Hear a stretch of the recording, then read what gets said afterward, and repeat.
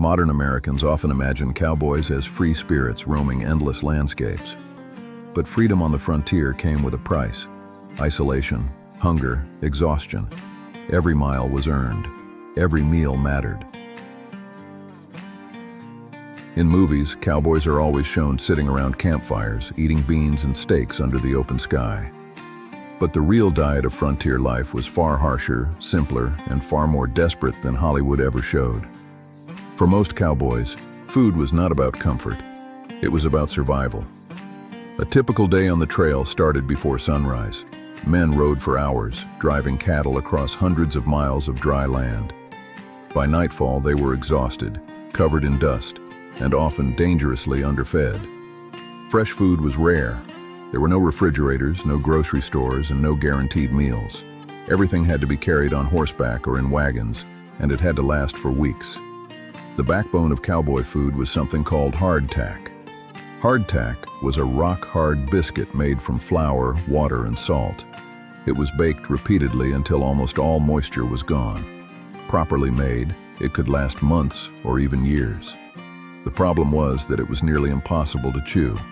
Cowboys often soaked it in coffee or water just to soften it enough to eat. Beans were another staple. Dried beans traveled well and provided cheap calories. They were usually boiled for hours in large pots over open fires. Sometimes fat or salt pork was added for flavor, but often they were eaten plain. Coffee was everywhere. Strong, bitter, and usually boiled directly in tin pots. Coffee wasn't just a drink. It was warmth, comfort, and morale. Many cowboys said they could endure hunger, but not life without coffee. When meat was available, it usually came from salted pork or beef. Fresh beef only happened when cattle were slaughtered, which was rare during long drives. Instead, cowboys relied on preserved meat packed in barrels. Salt pork was greasy and heavy, but it provided energy and kept hunger away. Vegetables were almost non-existent.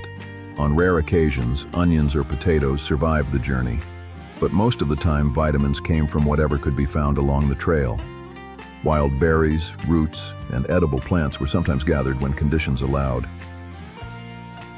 And when supplies ran low, creativity took over. During extreme shortages, cowboys and pioneers boiled leather strips taken from saddles, belts, or harnesses.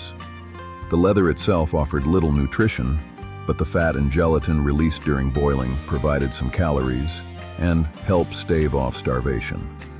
It wasn't common, but it happened, especially during harsh winters or failed supply runs. Meals were prepared by one man, the cook.